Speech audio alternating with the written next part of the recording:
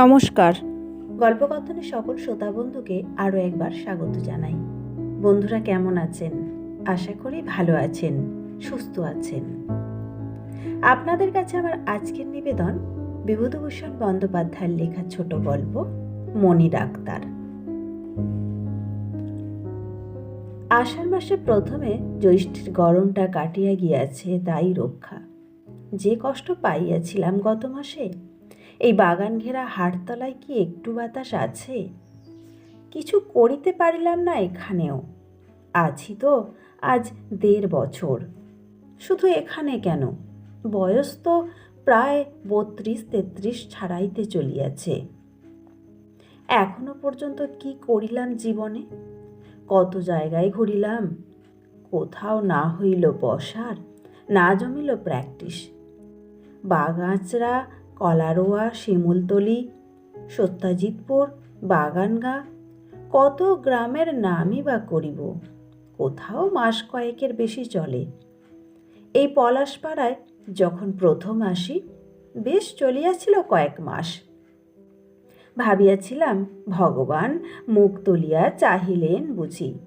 কিন্তু তারপরেই কি ঘটিল, আজ কয়েক মাস একটি পয়সারও মুখ দেখিতে পাই না। এখন মনে হয় কুণ্ডুবাবুদের আড়তে যখন চাকুরি করিতাম শ্যামবাজারে, সেই সময়টাই আমার খুব ভালো গিয়াছে। আমাদের গ্রামের একজন লোক চাকুরিটা জুটাইয়া দিয়াছিল। খাতাপত্র লিখিতাম, হাতের লেখা দেখিয়া বাবুরা খুশি হইয়াছিল। 8-9 মাসের বেশি সেখানে ছিলাম। তার মধ্যে কলিকাতায় যাহা কিছু দেখিবার আছে সব দেখিয়াছি। চিড়িয়াখানা, মিউজিয়াম, বায়োস্কোপ, থিয়েটার, পরেশনাথের বাগান, কালীঘাটের কালী মন্দির, কি জায়গায় কলিকাতা! চাকরিটা যাইবার পরে পরের দাসত্বের ওপর বৃতৃষ্ণা হইল।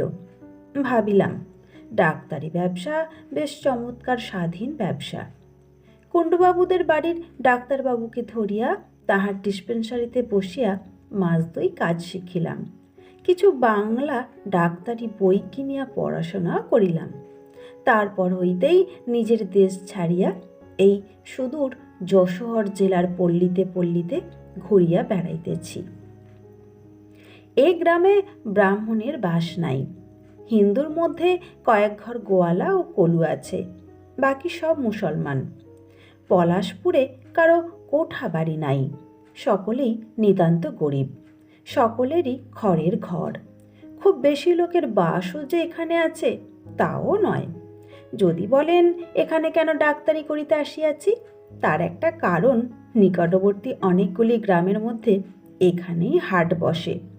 এমন কিছু বড় হাট নয়, তবুও বুধবারে ও শনিবারে অনেকগুলি গ্রামের লোক জড়ো হয়। হাটতলায় কখানা খড়ের আটচালা ও সবাইপুরের গাঙ্গুলিদের ছোয়ানি তরফের কাছারি ঘর আছে। কাছারি ঘরখানা দেয়ালবিহীন খড়ের ঘর। বছরের মধ্যে কিস্তির সময় জমিদারের তহসিলদার আসিয়া মাস 2 থাকিয়া খাজনাপত্র আদায় করিয়া চলিয়া যায়। সুতরাং ঘরখানা ভালো করিবার দিকে কাহারও দৃষ্টি নাই। ঘরের অবস্থা অত্যন্ত খারাপ। সারা মেঝেতে ইঁদুরের গর্ত। মটকা দিয়া বর্ষার জল পড়ে। ঝড়ঝাপটা হইলে ঘরের মধ্যে বসিয়াও জলে ভিজিতে হয়। ছয়ানির বাবুদের এহেন কাছারি ঘরে নায়েবকে বলিয়া কহিয়া আশ্রয় লইয়া আছি। একাই থাকি। এদিকে সব গাঁয়ের মতো এ গাঁয়েও বন জঙ্গল, বাঁশবন, প্রাচীন আমের বাগান বড় বেশি। হাটতলার 3 দিক ঘিরিয়া নিবিড় বাঁশবন ও আমবাগান। একদিকে সরি জঙ্গলের গা ধরিয়া আধপোয়া পথ গেলে বেত্রবতী নদী, স্থানীয় নাম বেতনা। বন জঙ্গলের দরুন দিনের বেলাও হাটতলাটা যেন খানিকটা অন্ধকার দেখায়। রাত হইলে হাটতলায় লোকজন থাকে না। 2-1খানা যা দোকানপত্র আছে, দোকানিরা বন্ধ করিয়া চলিয়া যাইবার পরে হাটতলা একেবারে নির্জন হইয়া পড়ে। বনে ঝোপে ঝাড়ে বাঁশবাগানে জোনাকি জলে। ক্বচিৎ ফুটন্ত ঘেঁটকোল ফুলের দুর্গন্ধ বাহির হয়। উত্তর দিকে শিমুল গাছটায় পেঁচা ডাকে। আমি একা বসিয়া ভাত রাঁধি। কোনো কোনো দিন ভাত চড়াইয়া দিয়া একতারাটা হাতে লইয়া আপন মনে গান করি। আজ ৬-৭ মাস একটা পয়সা আয় নাই। হাটে ঢেঁড়া পেটাইয়া দিয়াছি, 4 আনা ভিজিট লইব। ওষুধের দাম দাগ পিছু 1 আনা। তবুও রোগীর দেখা নাই। ভাগ্যে মুজিবুর রহমান লোকটা ভালো, নিজের দোকান হইতে আজ 4-5 মাস ধরে চাল ডাল দেয়, তাই কোনো রকমে চলিতেছে। গোয়ালপাড়ায় দামু ঘোষের বাড়িতে একটা নিউমোনিয়া কেস ছিল গত মাসে। মুজিবর এদিকের মধ্যে মাতব্বর লোক, সবাই তার কথা মানে। তাকে ধরিয়া সুপারিশ করিয়াছিলাম দামু ঘোষের কাছে, কিন্তু শেষ পর্যন্ত আমায় না ডাকিয়া ডাকিল গিয়া বলরামপুরের অবিনাশ শেখরা কবিরাজকে। অবিনাশ কবিরাজের ওপর তাদের নাকি অশেষ বিশ্বাস। সুবাসিনীকে লইয়া হইয়াছে মুশকিল।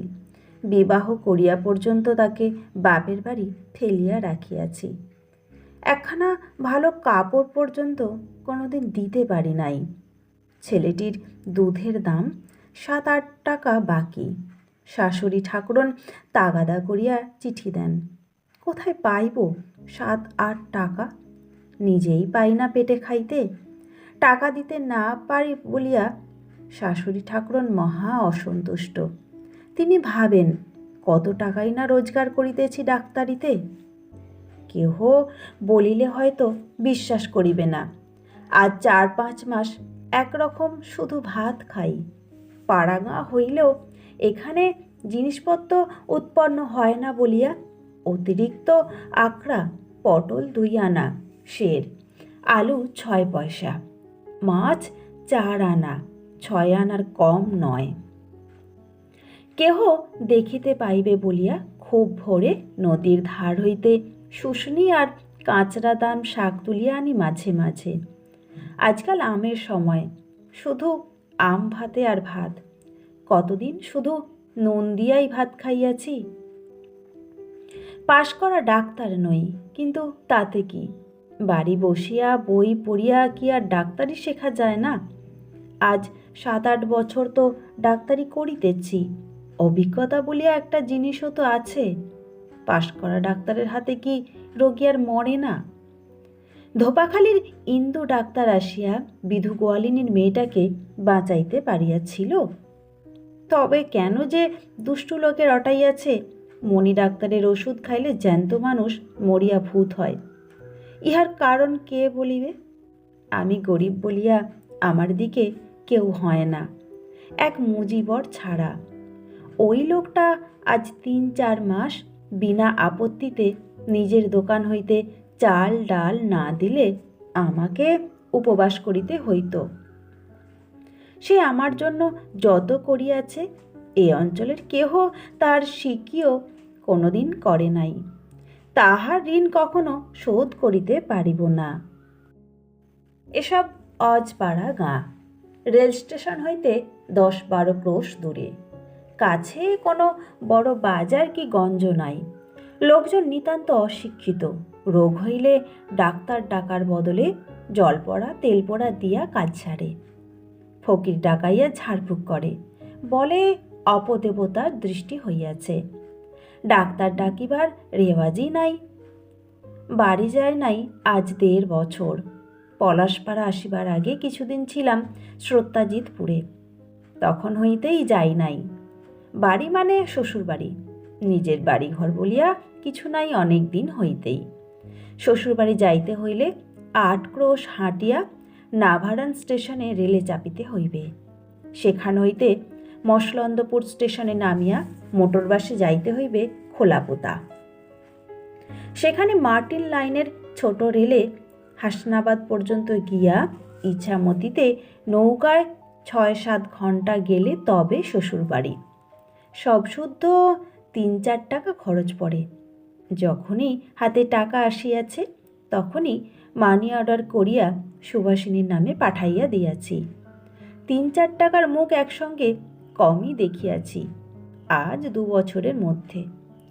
টাকা না পাঠাইলে শাশুড়ি ঠাকুরনের আর আমার বিধবা শালীর গঞ্জনার চোটে বেচারিকে অতিষ্ঠ হইয়া উঠিতে হয়। তাই এবার যখন আসি, খাওয়া দাওয়া সারিয়া নৌকাতে চড়িব, সুবাসিনী কনের ঘরে ডাকিয়া বলিল, শোনো, এবার আমায় এখানে বেশি দিন ফেলে রেখো না। তুমি যেখানেই থাকো আমায় নিয়ে যেও শিগগির। সেই সব পাড়াগায় কি আর থাকতে পারবে? এই বা এমন কি শহর?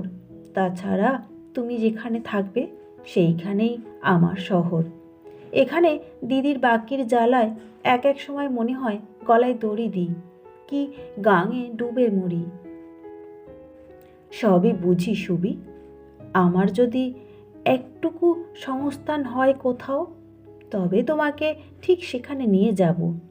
আমি কি তোমাকে আর কোথাও ফেলে মনের সুখে থাকি ভাবো? তবে কি করি বলো? দরজার বাহিরে পা দিয়াছি, শাশুড়ি ঠাকুরন ওত পাতিয়াছিলেন। বলিলেন, তুমি বাপু অমনি নিরুদ্দেশ হয়ে থেকো না গিয়ে। আমার এই অবস্থা, সংসারে এক পাল কুপুষ্যি, কোথা থেকে কি করি বলো তো? এক কাড়ি দুধের দেনা গোয়ালার কাছে, ছেঁড়া কাপড় পরে পরে দিন কাটায়।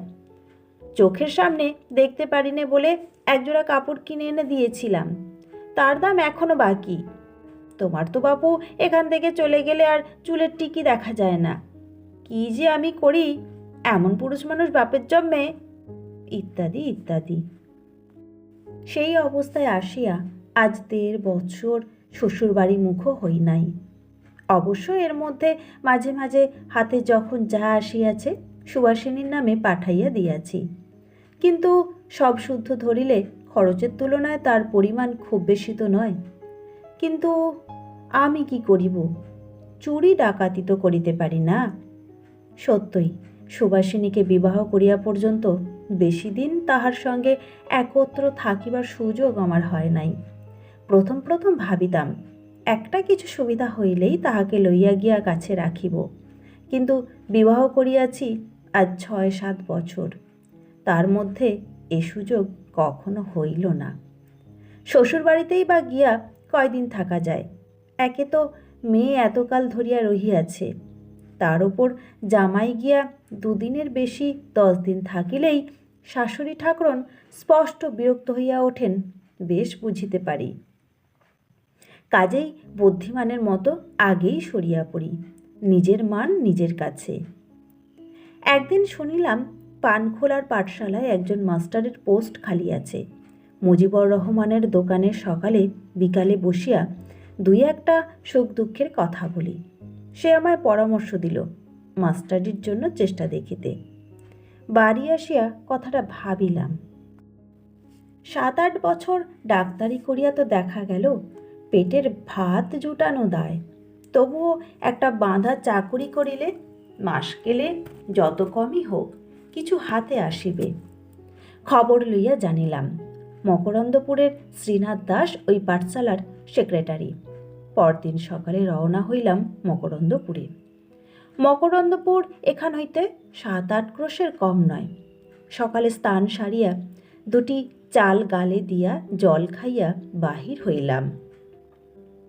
মকরন্দপুর কোনো দিককে আমার ঠিকমতো জানা ছিল না। পলাশপুর ছাড়াইয়া অম্বিকাপুরের কলুবাড়ির কাছে যাইতে কলুরা বলিয়া দিল, ঝিটকি পোতার খেয়া পার হইয়া নখফুলের মধ্য দিয়া গেলে 1.5 ক্রোশ রাস্তা কম হইতে পারে। সকাল 8টার মধ্যে খেয়া পার হইলাম। একটি ছোট ছেলে আমার সঙ্গে এক নৌকায় পার হইল। মাঠের মধ্যে কিছু দূর গিয়া সে একটা বটগাছের তলা দেখাইয়া বলিয়া দিল, ওই গাছতলা দিয়ে চলে যান বাবু, বাঁদিকে নখফুলের রাস্তা। রোদ বেশ চড়িয়াছে। ছোট একটা খাল হাঁটিয়া পার হইয়া বড় একটা আমবাগানের ভিতরে গিয়া পড়িলাম। এসব অঞ্চলের আমবাগান মানে গভীর জঙ্গল। তার মধ্যে অতি কষ্টে পথ খুঁজিয়া লইয়া বাগানটা পার হইয়া যাইতেই একটা কোঠা বাড়ি দেখা গেল। ক্রমে অনেকগুলি দালান কোঠা, পথের ধারে দেখা যাইতে লাগিল। অধিকাংশই পুরাতন। প্রাচীন কার্নিশের দেয়ালে বট অশ্বত্থের চারা গজাইয়াছে। গ্রামখানা ছাড়াইয়া মাঠের মধ্যে একটা বটগাছের ছায়ায় কিছুক্ষণ বসিয়া রহিলাম। পিপাসা পাইয়াছে। ভাবিলাম, নখ ফুলে কাহারো বাড়ি জল চাহিয়া খাইলেই হইত। এদিকে শুধুই মাঠ, নিকটে আর কোনো গ্রামও তো নজরে পড়ে না। পুনরায় পথ হাঁটিতে লাগিলাম। পথে সবই চাষাদের গা পড়িতে লাগিল। ব্রাহ্মণ মানুষ, যেখানে সেখানে তো জল খাইতে পারি না। সুদরপুর, চাতরা, নলদি, মামুদপুর, তারপরেই পড়িল আর একটা মাঠ। বেলা তখন দুপুর ঘুরিয়া গিয়াছে। কিছু খাইতে পাইলে ভালোই হইত, পেট জ্বলিয়া ওঠে। আপাতত জল খাইলেও চলিত। ডিস্ট্রিক্ট বোর্ড কি ছাই এদিকে কোথাও একটা টিউবওয়েলও দেয় নাই কোনো গ্রামে? মাঠের মধ্যে কোথাও কি একটা পুকুর নাই? মেটে রাস্তায় হাঁটিয়া যখন নদীর ধারে পৌঁছিলাম, তখন সন্ধ্যা হইয়া গিয়াছে। পৌঁছিয়া দেখি খেয়াঘাট কচুরিপানায় বুঝিয়া গিয়াছে। খেয়ার নৌকাখানি ডুবানো অবস্থায় এপারে বাঁধা। কোনো জনপ্রাণী নাই। কি বিপদ! এখন পার হওয়ার কি করি? নিকটে একটা চাষা গাঁ, সেখানে খোঁজ লইয়া জানিলাম কচুরিপানায় ঘাট বুঝিয়া যাওয়ায় সেখানকার খেওয়া আজ মাসখানেক যাবৎ বন্ধ। আরও কোষখানেক উজানে খালিশপুরের ঘাটে খেয়া পড়িতেছে। এই অবস্থায় মাঠ ভাঙিয়া একরোশ নদীর ধারে ধারে খালিশপুর পর্যন্ত যাওয়া তো দেখিতেছি বড় কষ্ট। পুনরায় জিজ্ঞাসা করিলাম, পোয়াটাক পথ গিয়া একটা বড় শিমুল গাছের নিচে নদী হাঁটিয়া পার হওয়া যায়। অন্ধকারে আধ মাইল হাঁটিয়া নদীর পাড়ে একটা শিমুল গাছ দেখা গেল বটে, কিন্তু জল সেখানে বেশ কম বলিয়া মনে হইল না। জলে তো নামিলাম। জল ক্রমে হাঁটুর ওপর ছাড়াইয়া কোমরে উঠিল। কোমর হইতে বুক, বুক হইতে গলা। কাপড় জামা ভিজিয়া নেতা হইয়া গেল। তখনও জল উঠিতেছে। নাকে আসিয়া যখন ঠেকিল, তখন পায়ের বুড়ো আঙুলে ভর দিয়া ডিঙি মারিয়া চলিতেছি। অন্ধকার হইয়া গিয়াছে। ভয় হইল, একা এই অন্ধকারে অজানা নদী পার হইতে কুমির না ধরে। বড় কুমির না আসুক, দুই একটা মেছো কুমিরেও তো ওতাটা আশটা দিতে পারে। কোনো রকমে ওপারে গিয়া উঠিলাম। কোনো দিকে লোকালয় নাই, একটা আলো জ্বলে নাই এ অন্ধকারে। একটা জায়গায় মাঠের মধ্যে দুই দিকে রাস্তা গিয়াছে। মকরন্দপুরের রাস্তা কোন দিকে, ডাইনে না বাঁয়ে, কে বলিয়া দেবে? জনমানবের চিহ্ন নাই কোথাও। ভাগ্য আবার এমনই, ভাবিয়া চিন্তিয়া যে পথটি ধরিলাম সেইটিই কি ঠিক ভুল পথ? আধ ক্রোশ 3 পোয়া পথ হাঁটার পরে এক বাগদি বাড়িতে জিজ্ঞাসা করিয়া জানিলাম আমি 3 পোয়া পথ উল্টো দিকে আসিয়া পড়িয়াছি। যাওয়া উচিত ছিল ডাইনের পথে, আসিয়াছি বাঁয়ের পথে। আবার তখন ফিরিয়া গিয়া সেই পথের মোড়ে আসিলাম। সেখান হইতে ডাইনের পথ ধরিলাম। এইবার পথে বিষম জঙ্গল, বড় বড় আমবাগান, বাঁশবন আর ভয়ানক আগাছার জঙ্গল। আমি জানিতাম এখানে খুব বাঘের ভয়। দিনমানে গরু বাছুর বাঘে লইয়া যায়। একবার আমি একটা রোগীর চিকিৎসা করি, তার কাঁধে গো বাঘায় থাবা মারিয়াছিল। ভীষণ অন্ধকার রাস্তা, হাঁটা বেজায় কষ্ট। পাকা আম পড়িয়া পথ ছাইয়া আছে। এসব অঞ্চলে এত আম যে আমের দর নাই। তলায় পড়া আম কেউ একটা কুড়োয় না। অন্ধকারে আমের ওপর দিয়া পা পিছলাইয়া যাইতে লাগিল। আম তো ভালো, সাপের ঘাড়ে পা দিলেই আমার ডাক্তার লীলা অচিরাত সাঙ্গ করিতে হইবে, তাই ভাবিতেছি। অতি কষ্টে মকরন্দপুর পৌঁছিলাম রাত 9টার সময়। সেক্রেটারি শ্রীনাথ দাসের বাড়িতে রাত্রে আশ্রয় লইলাম, কিন্তু চাকুরি মিলিল না। যাতায়াতই সার। পরদিন সকালে শ্রীনাথ দাস বলিল, এ মাসে নয়, আশ্বিন মাস থেকে ভাবছি লোক নেব। স্কুলের অবস্থা ভালো নয়। ডিস্ট্রিক্ট বোর্ডের সাহায্য আসে মাসে 10 টাকা 4 আনা, সেইটিই ভরসা। ছাত্রদত্ত বেতন মাসে ওঠে মোট 13 দুজন মাস্টার কি করে রাখি তা আপনি আশ্বিন মাসের দিকে একবার খোঁজ করবেন। গেল মিটিয়া। আশ্বিন মাস পর্যন্ত খাই কি যে পানখোলা ইউপি পাঠশালার দ্বিতীয় পণ্ডিতের পদের জন্য বসিয়া থাকিব। বেতন শুনিলাম 5 টাকা, হেড পণ্ডিত পান 9 টাকা। সারাদিন হাঁটিয়া আবার ফিরিলাম পলাশপুরে। সন্ধ্যা হইয়া গেল ফিরিতে। শরীর অত্যন্ত ক্লান্ত, পা টনটন করিতেছে। মুজিবর জিজ্ঞাসা করিল, কি হলো ডাক্তারবাবু? তাহাকে সব বলিলাম। তারপর নিজের অন্ধকারে খড়ের ঘরে ঢুকিয়া ভাঙা লণ্ঠনটা জ্বালিলাম। নদীর ঘাট হইতে হাত মুখ ধুইয়া আসিয়া মাদুরটা বিছাইয়া শুইয়া পড়িলাম। ক্ষুধা খুবই পাইয়াছিল, কিন্তু উঠিয়া রাঁধিবার উৎসাহ মোটেই ছিল না। গোটাকতক আম খাইয়া রাত্রি কাটিল। অন্ধকারে শুইয়া শুইয়া কত কথা ভাবি। একা একা কাটাইতে হয়, কথা বলিবার মানুষ পাই না। এই হইয়াছে সকলের চেয়ে কষ্ট। ইচ্ছা হয় স্ত্রীকে আনিয়া কাছে রাখিতে। কতকাল তাহাকে দেখি নাই, তাহার একটু সেবা পাইতে সাধ হয়। এই সারাদিন খাটিয়া খুটিয়া আসিলাম।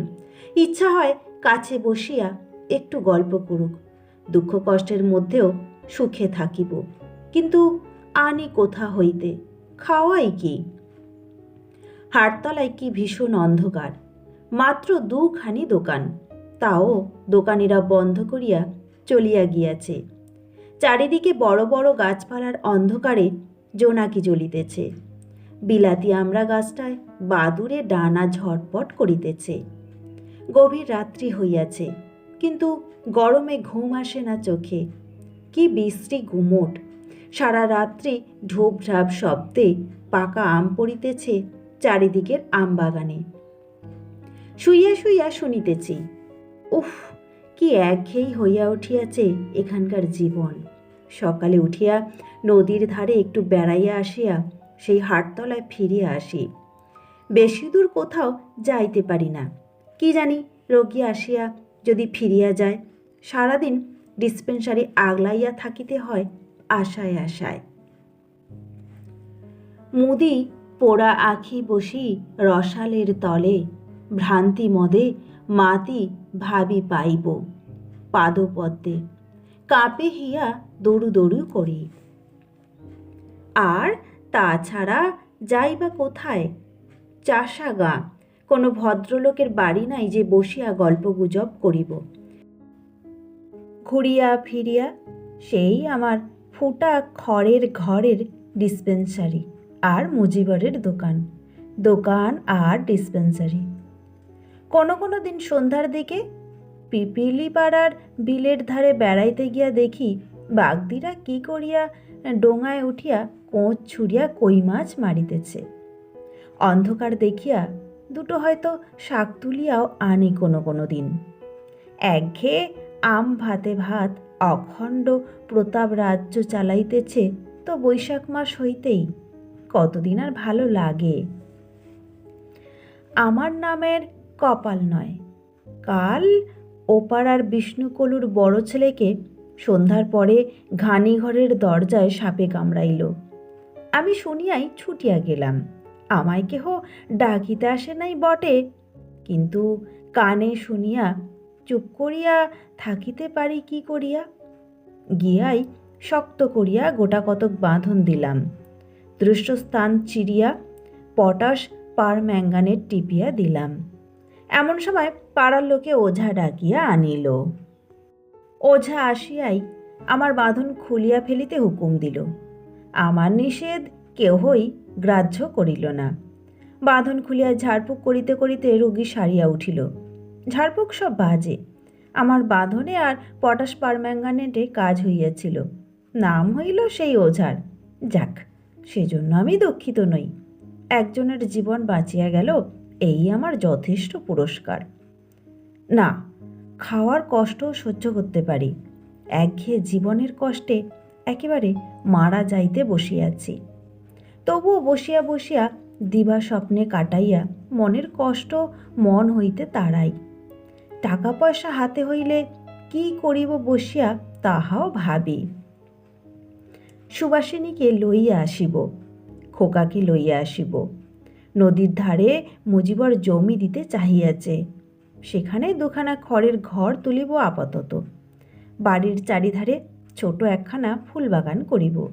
সন্ধ্যাবেলা আধ ফুটন্ত বেলকুড়ি এই গ্রীষ্মের সন্ধ্যায় রেকাবি করিয়া তুলিয়া আনিয়া কিছু ঘরে কিছু সুবাসিনীর খোপায় পড়াইয়া দিব।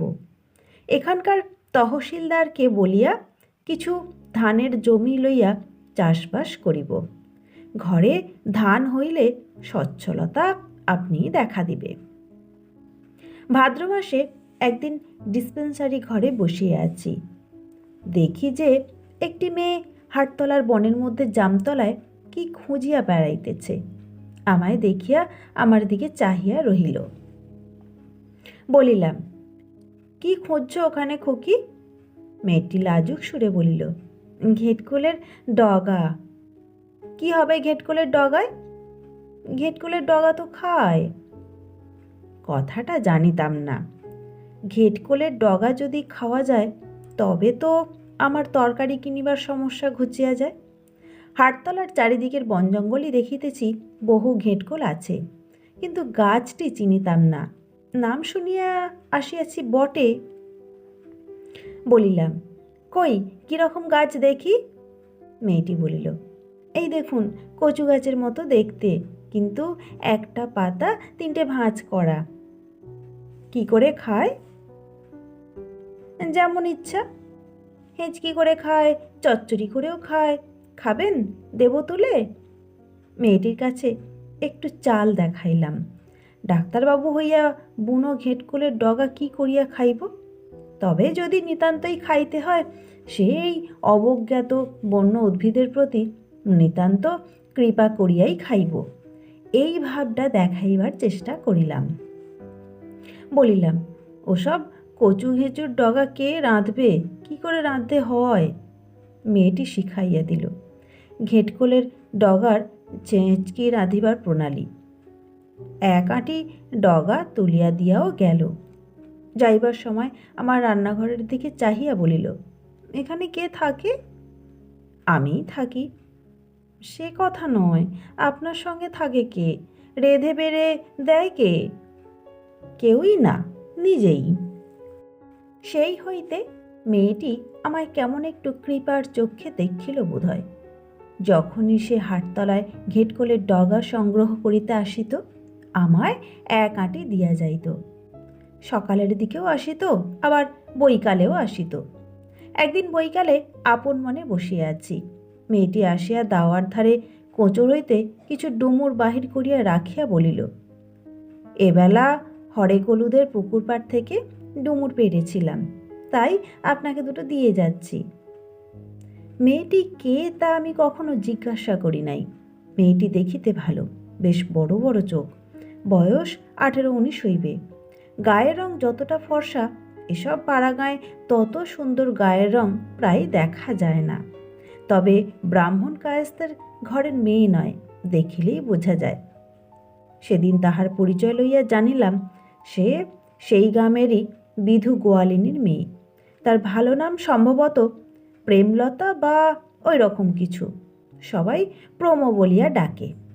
অল্প বয়সে বিধবা হইয়াছে, যেমন সাধারণত আমাদের দেশের গোয়ালার ঘরে হয়।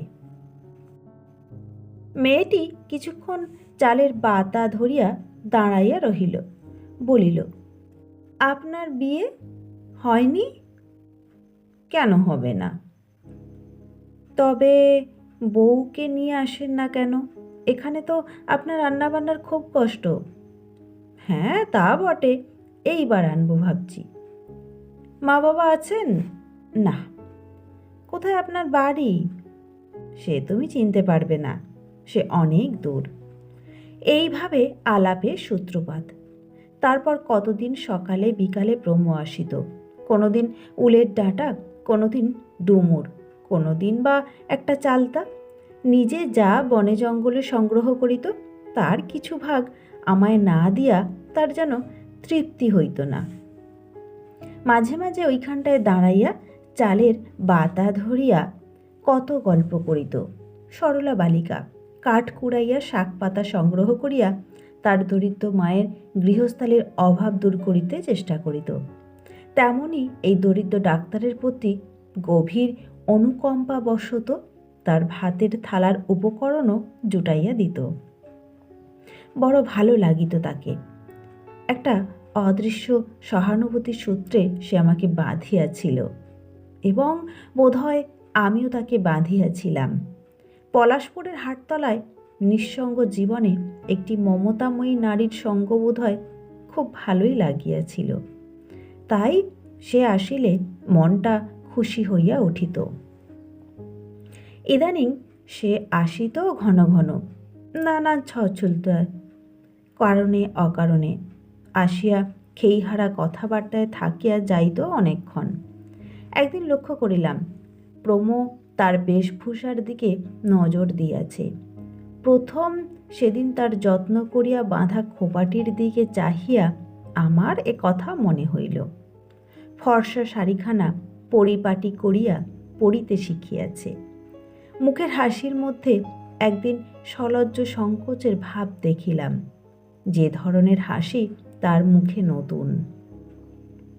আর কতভাবেই সেবা করিতে সে চেষ্টা করিত। শাক তুলিয়া, তরকারি কুটিয়া দিয়া আগে আগে আসিয়া চালের বাতা ধরিয়া দাঁড়াইয়া থাকিত। ইদানিং দাওয়ার কোণে ওইখানটায় বসিত। তার মুখের ভাব দিন দিন যেন আরও সুশ্রী হইয়া উঠিতেছিল। পলাশপুরে তো কত লোক আছে, হাটতলায় তো কত লোক যাতায়াত করে। এই দরিদ্র ডাক্তারের নিঃসঙ্গ জীবনের প্রতি কেহই তো অমন দরদ দেখায় নাই। তাই বলি, পুরুষ মানুষের মেয়ে মানুষের মতো বন্ধু কোথায়? গত ফাল্গুন মাসে উপরি উপরি কয়েকদিন সে আসিল না। মনটা উদ্বিগ্ন হইয়া উঠিল। এমন তো কখনো হয় না। 2-3 দিন পরে কানে গেল বিধু গোয়ালিনীর মেয়ের টাইফয়েড হইয়াছে। কেহ ডাকিতে না আসিলেও দেখিতে গেলাম। দেখিয়া শুনিয়া বুঝিলাম এ বয়সে টাইফয়েড শিবের অসাধ্য রোগ। প্রাণপণে চিকিৎসা করিতে লাগিলাম। উহারা 7 দিন পরে আমার উপরে আস্থা হারাইয়া ডাকিল ইন্দু ডাক্তারকে। আমাকে রোগশয্যার পাশে দেখিয়া প্রমোর মুখ আনন্দে উজ্জ্বল হইয়া উঠিয়াছিল প্রথম দিন। শুনিলাম ইন্দু ডাক্তার যেদিন দেখিতে আসিয়াছিল সেদিন সে ইন্দু ডাক্তারের ঔষধ খাইতে চায় নাই।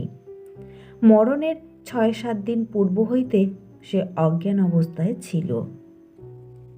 আজ কয়েক মাস হইল, আমি আবার যে একা সেই একা। কে আর আমার জন্য শাক ডুমুর ঘেঁটকোলের ডগা তুলিয়া দিবে? এখন আবার সেই আম ভাতে ভাত। বর্ষা নামিয়া গিয়াছে। রাস্তাঘাটে বেজায় কাদা, মশার উৎপাত বাড়িয়াছে। হাটতলার চারিপাশের বাগানের বড় বড় গাছের মাথায় সারাদিন ধরিয়া মেঘ জমিতেছে। ঝুপঝুপ বৃষ্টি পড়িয়া আকাশ একটুখানি ফর্সা হইতেছে, আবার মেঘ উড়িয়া আসিতেছে, আবার বৃষ্টি। জলে ভিজিয়া গাছের গুঁড়িগুলির রং আবলুসের মতো কালো দেখাইতেছে। চুপ করিয়া বসিয়া থাকি, মনে হয় কারাগারে আবদ্ধ হইয়া আছি। যখন নিতান্ত অসহায় হয়, মজিবরের দোকানে গিয়া বসি। নিচু চালাঘরের দোকান। রেডির তেল, কেরোসিন তেল, জিরে, মরিচ, খড়িমাটি, কড়া তামাক, আলকাতরা, পচা সর্ষের তেল, সবে মিলিয়া কেমন একটা গন্ধ ঘরটায়। গন্ধটায় মন হু হু করে। মনে হয় এ কোথায় পাড়া গায়ে পড়িয়া আছি, কবে বেড়াজালের নাগবাস হইতে মুক্তি পাইব। আদৌ মুক্তি পাইব কি না তাই বা কে জানে। জীবনটা যেন কেমন ধারা হইয়া গেল। তবুও যদি এত কষ্টেও এই একঘেয়ে অজপাড়া গাঁয়েও আমার মনে হয় সব কষ্ট সহ্য করিতে পারিতাম যদি সুবাসিনী ও খোকা কাছে থাকিত। একবার যখন কলিকাতায় থাকিতাম, ভবানীপুর দিয়ে আসিতেছি, দেখি একটা বড় বাড়ি হইতে দলে দলে মেয়েরা বই হাতে করিয়া বাহির হইতেছে। নানা বয়সের মেয়ে আছে তার মধ্যে।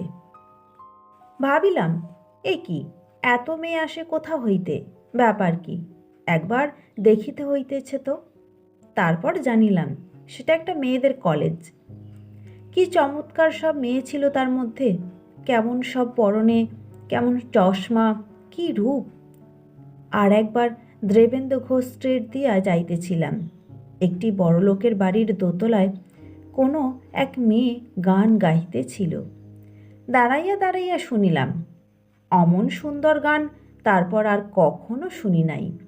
কোথায় বা শুনিব, গানের কয়েকটি লাইন এখনো মনে আছে। প্রিয়, তুমি আসো নাই আজ ভোরে, মধুমালতীর নয়নের শিশির দোলে। সেসব গান আমাদের মতো মাটির মানুষের জন্য নয়।